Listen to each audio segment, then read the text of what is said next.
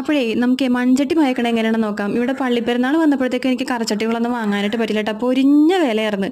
ഇവിടെ ഇന്നലെ ഒരു ചേച്ചി കറിച്ചട്ടികളൊക്കെ വിൽക്കാൻ വേണ്ടി വന്നപ്പോഴത്തേക്കും ഞാൻ വില ചോദിച്ചപ്പോഴത്തേക്കും കൊള്ളാം, കത്തി വിലയൊന്നുമില്ല. അങ്ങനെ ഞാനൊരു കുഞ്ഞു കറിച്ചട്ടി വാങ്ങിയിട്ടാ. നമുക്ക് തുടങ്ങാം. അപ്പോൾ നമുക്ക് കഞ്ഞിവെള്ളം വേണം കേട്ടോ. അപ്പോൾ ഞാൻ ചോറ് വെച്ച കഞ്ഞിവെള്ളം എടുത്ത് വെച്ചിട്ട് നമുക്കത് ചട്ടിനകത്തോട്ട് നിറയെ ഒഴിച്ചു കൊടുക്കാം കേട്ടോ.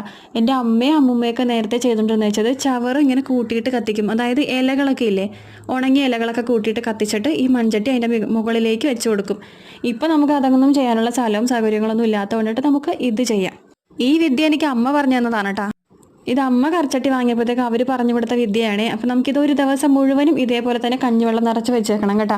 എന്നിട്ട് പിറ്റേ ദിവസം ആകുമ്പോഴത്തേക്കും കഞ്ഞിവെള്ളം കളഞ്ഞ ശേഷം സോപ്പിട്ട് നല്ലതുപോലെ തേച്ച് കഴുകിയിട്ട് കുറച്ച് പച്ചവെള്ളം ഒഴിച്ച് നമുക്ക് അടുപ്പത്തേക്ക് തിളപ്പിക്കാനായിട്ട് വെക്കാം.